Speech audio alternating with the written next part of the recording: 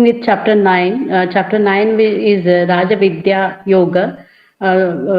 Last time I explained about verse 5. Today I'll explain about verse 6. I'll read out the verse.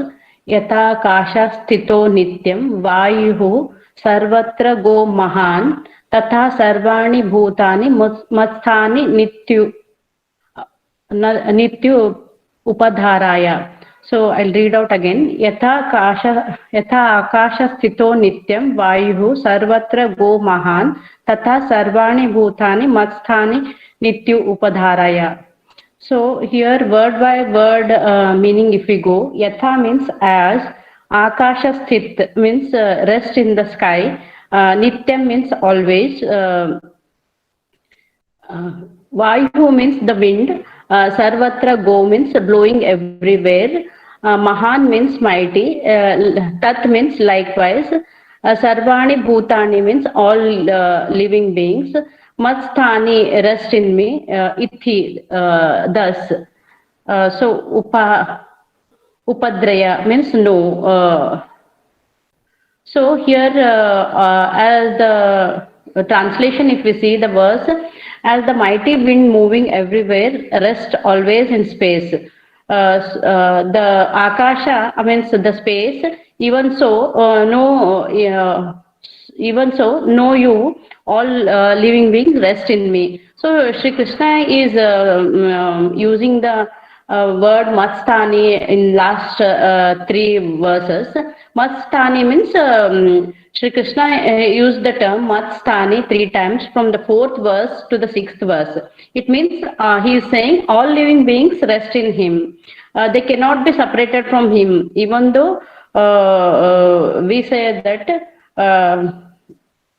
a different body and except with the affinity matter. So the key teaching of this chapter is Ishvara pervades everything, that all beings are sustained by Ishvara, but Ishvara is not contained in any of them. So he's a super soul, his power exists in all of us. He won't exist in us, his power exists in us, because when we compare to something like if we compare wind to the space, it is very we cannot compare air with space, which is originated from the space. Likewise, human beings, everything is originated from the Ishvara, but everything is originated from the Ishvara. He is not abiding in us, but his power exists in all. So in this verse, Shri Krishna compares Ishvara to space and explaining us his energy is in us, but he won't abide in us. So if we see the nature of space, we'll be able to understand more. It is indivisible, which means that even if we try to divide it by building walls, we cannot do so. We cannot, it does not get by what it contains. So example, when the flower generates fragrance, when it's fresh, and so the fragrance is spread over everywhere, but it won't affect the space. But when the flower decays, the odor, it won't affect the space. Same way he is explaining the Ishvara, and the Ishvara here is compared to space, and wind is compared to the living beings, whatever we see in the world, it is compared to that. So since space has no qualities, it also provides everything. Over 99% of an item is empty. So if we compare to space, we are only using a little part of it. We can say that 1% of it, 99% it is empty. So same way the Ishvara, energy Ishvara is like a space. Only we are using 1% of it. And it is infinite. So God is also infinite. No object can ever contain space. So Shri Krishna says that Ishvara is infinite, indivisible, pervades everything, and remains unaffected by what he sustains. So he does not, how does this help us?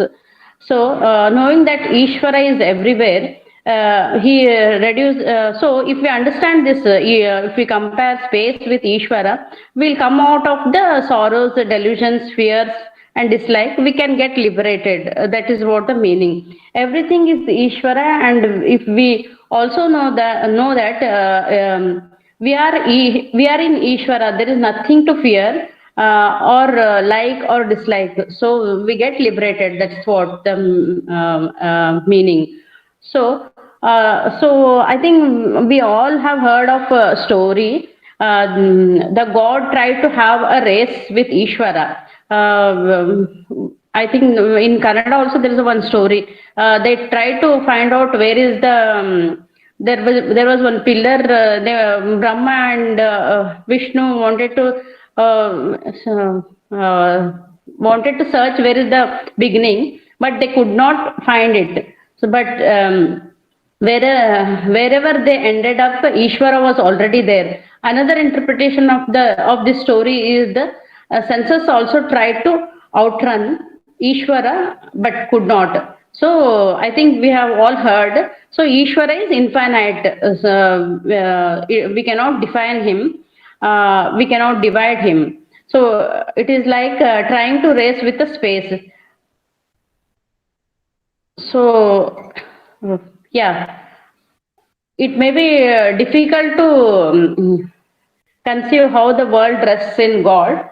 But if we take the examples like explained in last three verses, we'll be able to understand that God is a super soul. His energy exists in us. He won't abide in us. Whatever happens in the world, he is unaffected by that.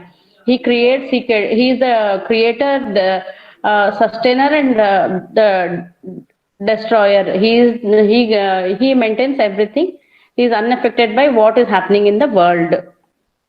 So I'll read out the again the verse. Yatha kashastito nityah. Sorry, yatha kashastito nityam vayuhu sarvatra go mahan tatha sarvani bhutani masthani nityu upadharaya. So all these verses, what they are trying to explain is Ishvara is infinite.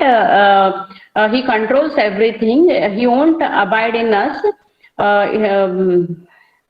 Yeah, his energy exists in all of us. If we understand, we get liberated from the cycle of life birth. Will not. This is very secret knowledge. This is like a Brahma Gnana. We have to understand. Any questions?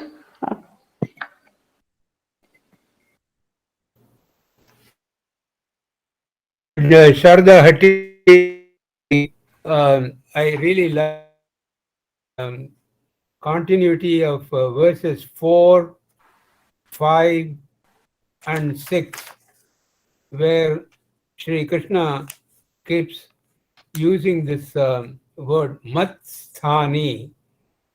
Mat means mind, and sthani is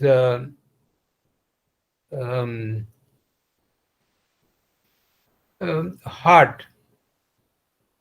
His sthanam is Devasthanam, is Brahmasthanam, that is the source of creation. So, as the Brahman, Parabrahman, or Adi Daivam, he is the creator, and therefore Matsani is important for a devotee like me to remember and continue to understand this verse. Let me read this verse once again. It's so beautiful.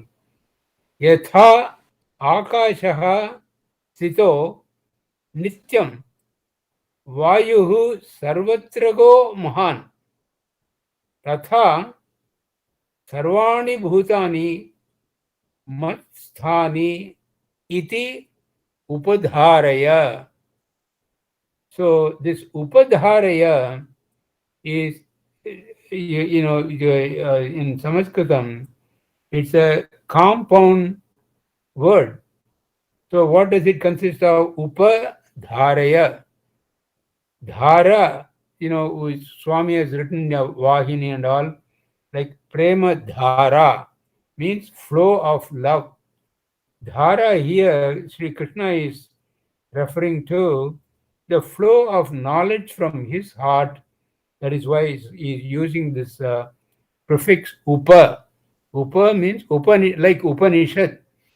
Bhagavad Gita is an Upanishad because the Lord is sitting in the heart of every Arjuna like us as devotee, and letting this flow of knowledge happen. That is the understanding behind that word upadharaya.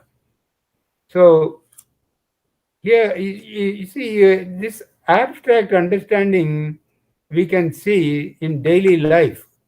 For instance, you must have, or I have watched so many jets, uh, shooting into the sky, especially during the July 4th Independence Day.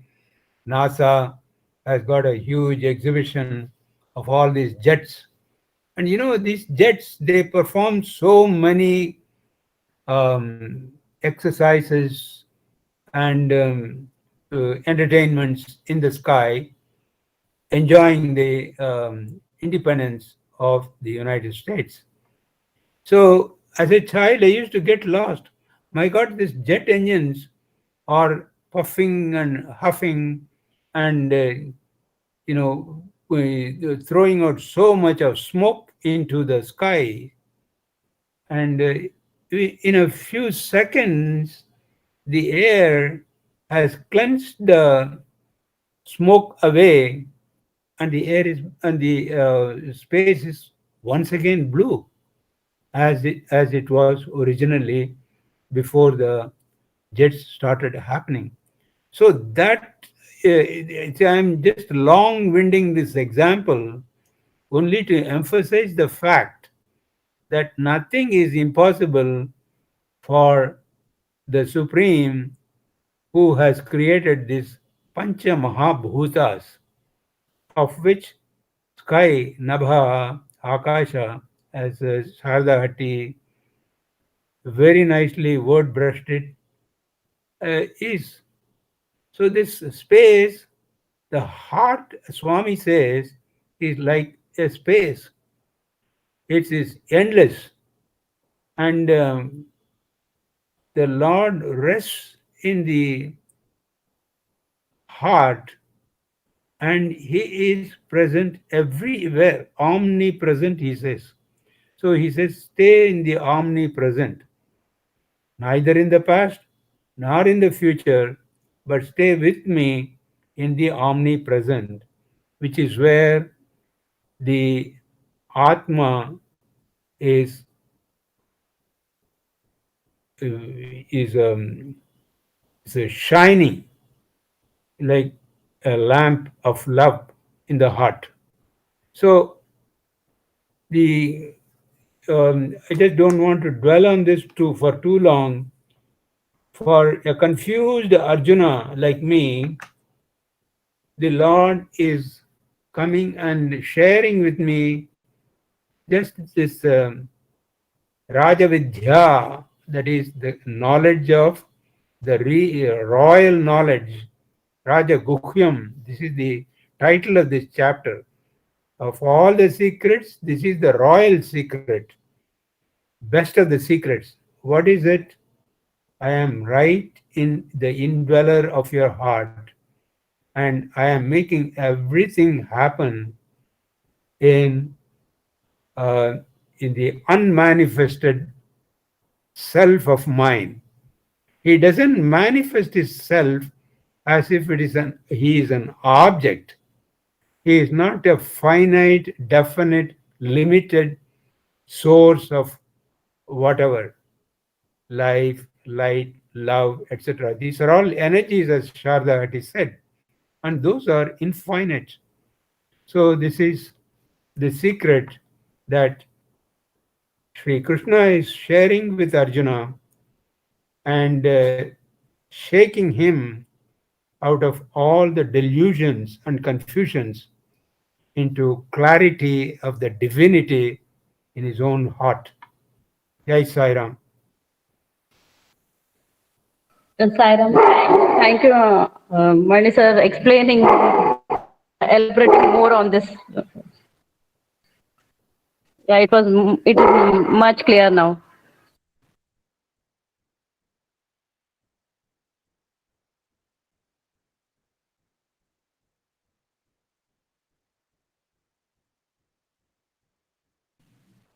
Sai Swarup, we'll wait for 1 minute. If no questions, I think you can start your. Sure, Auntie.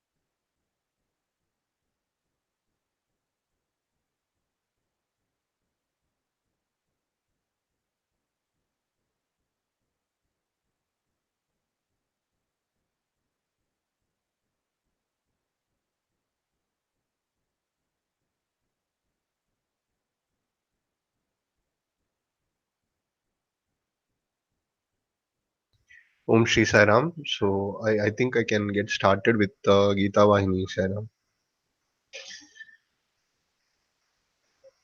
So today we are looking at chapter 1 minute. Chapter 14, from the second topic on, we are looking at the continuation from the when Swami differentiated between the integral and objective knowledge. So we are looking at the concepts that Swami talks about. One is introduction to Brahman, then he talks about action and inaction, then he goes into how the three types of things are there, which is Sat, Chit and Ananda. So up till now, we looked at we have objective and integral knowledge, which is Vishaya Jnana and Abheda Jnana, which Swami talked about. And Swami mentioned how even it was not even connected to the intellect, and it is something that is connected to the Atma directly. And then we are now looking at how Arjuna is actually shocked at how he asks Swami, please make me understand this in greater detail. So Arjuna interjects with Krishna, until now you talked of certain paths by which we can reach you. At the end of it all, now if you throw this cannonball, how can you grasp its meaning? You did not even confer as a preliminary a little power to do so. Please make me happy by describing this point in greater detail so that I might follow you better and attain you. So Krishna replies, my dear brother-in-law, listen. The mystery can be understood once if you are clear about the meaning of Brahman or the Supreme Spirit, Adi Atma, and then Karma, the material creation, the deities presiding over the material realm, and what pertains to sacrifice. Let me tell you this also. Whoever understands my mystery attains me. Then, O Lord, tell me about the first of these, Brahman, exclaimed Arjuna. So here Swami says, okay, I'll clear your doubts, but if I explain certain concepts to you, then you yourself can understand it better. So he says, you have to understand about Brahman, Karma, the material creation, and whatever is related to sacrifice and all those things. Then Arjuna asks him to continue. So Krishna says, Arjuna, Brahman is referred to as the imperishable, Akshara, that is the highest, or Para. So Akshara means without destruction or indestructible. Brahman comes from a root that means big, vast, etc. How vast? Vaster than whatever you call vast is the answer. So the word Akshara has another meaning: omnipresent, immanent, everywhere. So Brahma is not mere Akshara, as you will have noticed. It is the highest Akshara. What does that mean? It is the type of Akshara that is beyond the reach of time and space and knowability. It cannot be known by any or all of all by any or all the categories. It never declines or ends. It is the highest indestructible and indescribable. So here again, Swami says that Brahman is whatever that is Akshara or imperishable, and Para are the highest. So here Swami asks, how vast Brahman is. So he says he is vaster than the sky, or if you think ocean is vast, then he is vaster than the ocean, he is vaster than the sky, and he is vaster than anything that you consider to be very big. So Brahman is not something that can be noticed or understood. So it is beyond everything, and it cannot be described, or it does not undergo any kind of decline. So then he continues. The goal of humanity is to attain that Brahman. Indestructible Akshara and Brahman signify the same goal. They indicate the with qualities, Saguna aspect, and without qualities aspect, that is Nirguna aspect of the same truth. For Akshara also means the letter Om, which is a symbol of Brahman. That is why it is called the Yoga of Indestructible Highest Brahman. Brahman has two adjectives, highest and indestructible, Para and Akshara again. So here Swami says that if we want to attain the supreme goal, then we have to understand the two aspects, that is the Saguna and the Nirguna aspects of the same truth, that is Brahman. So Swami says Brahman also means the letter Om, and that is why the yoga of the indestructible Brahman is denoted by that. And Swami says it has the two adjectives again. It is the most supreme concept, and it does not undergo decline or destruction. Then Swami says Akshara indicates Om as well as delusion, Maya. So delusion is also subsumed by Om. These two are attribute-full and qualified. Brahman, however, is attributeless, without qualities, and pure in its own right. He who understands this attains me. So here, this is something that we have to meditate upon in order to get the full picture. So Swami says the Akshara aspect indicates both Om and also the delusion or Maya. So Swami says the delusion that every seeker that undergoes at the start of his seeking of knowledge, that is also a subset of Om or the Pranava. So Swami says these two are attribute-full or qualified. That is the Saguna concept. But Brahma is attribute-less, and it is without qualities, and it is completely pure. So Swami says he who understands this can attain me. Then Swami says, now for the second point, it is Brahman that dwells in everybody in the form of I. In fact, everyone hangs around this entity called I. In the body, each part and organ in the organization performs one chief task. Each sense contacts and informs about that one particular set of impressions from the outer world. But though related to the senses, there is an eye shining in the body above and behind all of them. If that relationship is broken, everything becomes inert material. So here Swami talks about the action aspect now. So he says that Brahman dwells in everybody in the form of I. So we don't know what this I really means. So although every part and every organ in the organization, like in the body, it performs a set of tasks, it always contacts with the I, and without the relationship with that I, everything becomes inert. That is, the body cannot function by itself. So when the I power flows through the senses, they are able to carry on their allotted tasks. That power is spirit. It cannot be known without great effort. Use the sharpest discrimination and you know it to some small extent. Brahman is the Tat entity, and the individual soul is the this or the Tvam entity. So Swami says that when the I power flows through the senses, they are able to do their tasks. So without I, nothing can move. So Swami talks about the Tattvam Asi, that concept. So in the Tat, the Brahman is referred to the Tat, and the individual soul or the Jivatma is referred to as the Tvam entity. So Swami says that if we use the discrimination to know it to some small extent, only then we can hope to achieve the supreme. Then Swami says to make the matter even clearer to you, take these two as appearance and character, form and substance. Brahman is the form, the individual soul is substance, said Krishna. So let us dwell on this matter a little. The scriptures describe Brahman as existence, knowledge, bliss, Satchit Ananda, right? So this is a way of denoting it in the Vedantic vocabulary. It is also described as Asti Bhati Priyam. So are they the same or do they have different meanings? Sat means that which exists in the past, present and future. The same meaning is conveyed by Asti. Then Chit means that which is conscious of everything. The same meaning is conveyed by Bhati, and Ananda is the unending source of joy, and so does Priyam. So these three are found in every human being, in every beast and bird. So take the first of these, the existence, Sat, and this will become clearer. The body is the subject of destruction sooner or later. Everyone is aware of this. No one is ignorant of this elementary fact. Nevertheless, everyone is apprehensive of death. No one welcomes death or is eager to meet it. Death is inevitable. You have to meet it, even though you do not welcome it or you try to avoid it. All that is born has to die someday. Still, no one likes to die.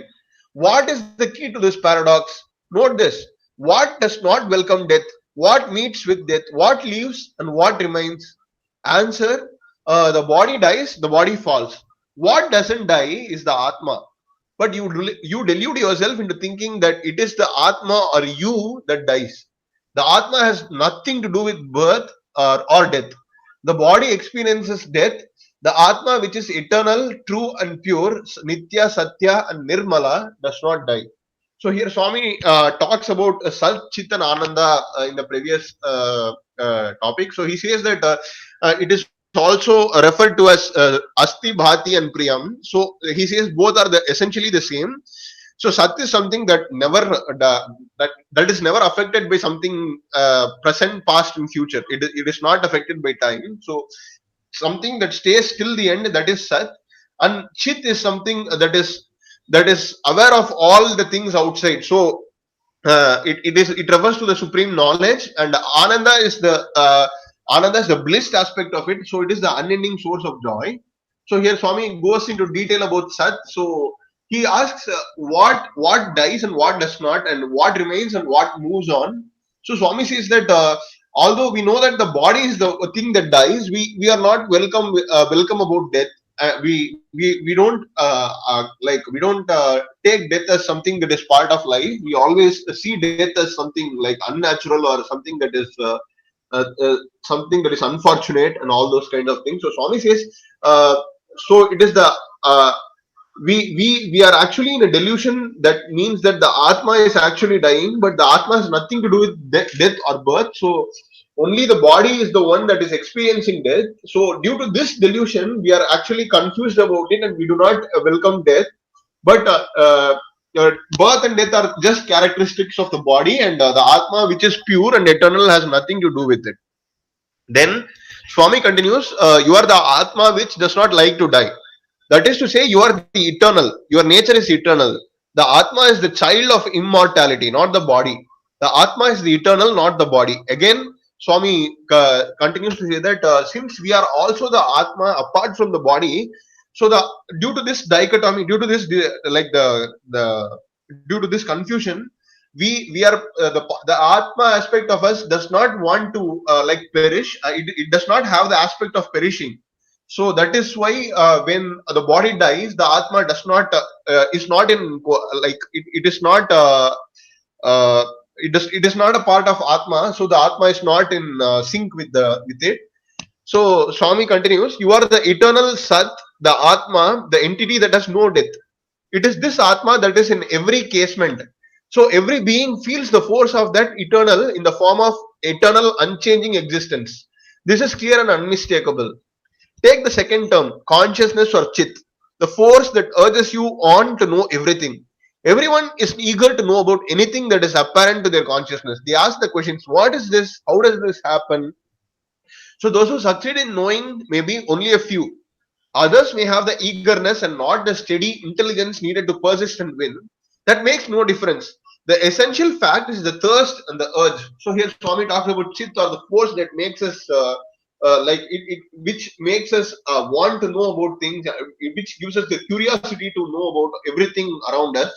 So Swami says that is the Chit, and Although not everyone may attain the knowledge that they seek, only a few attain it, but still the urge remains, right? So that is chit. Then Swami says, he gives the example of a little boy. So Swami says, take a little boy to a market, bazaar, or an exhibition. You'll note that the boy does not simply move along, seeing the various things on both sides. He'll be continuously asking the person who is leading him by the hand what this is and what that is. So it may be something he does not need or something that is beyond his power of understanding, and yet the stream of questions will not dry up. Consider this inner significance of this hunger for knowledge. It is the power of intelligence that expresses itself. It is not its nature to leave things alone. It cannot rest until the knowledge is gained, so the hunger emerges as a stream of questions. So Swami says, just how a boy he sees various things on the side of the road and in the markets, he is very curious and he keeps asking what is this and what is that, and that kind of a curiosity is only because of he wants to gain more knowledge, and it is the expression of intelligence. So Swami says the principle of intelligence is self-luminous. It has the power to illuminate even inert things. That is why these qualities shine in people and make other things clearer to them. It is enough to make it plain that people have in them the principle of intelligence. So how Swami says how by default we have the quality of what to say, quality of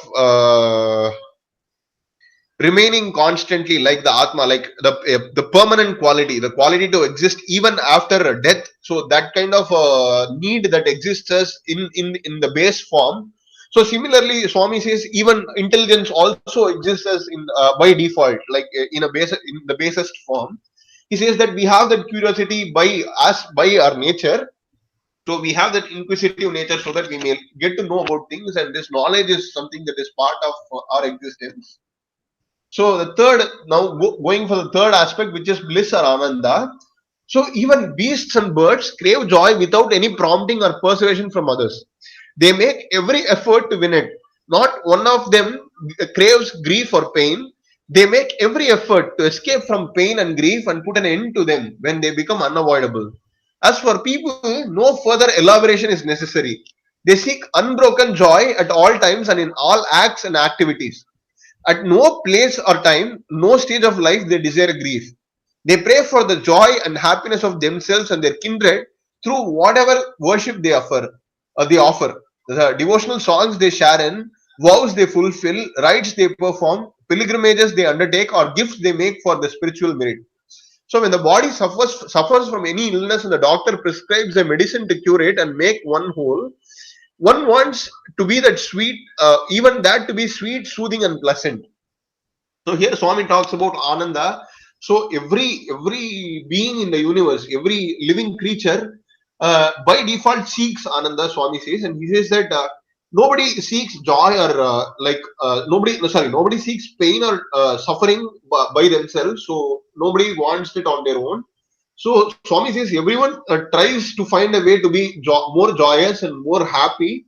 So Swami says every action that we take, for instance, if we get sick and if we go to a doctor and we take medicines, so we want the body to recover from that kind of a suffering. So that is why we go to the doctor, and that is the the effort that we put in for it. And then even the medicine that we take, that Swami says, even that we want that to be not bitter or something that is soothing or sweet.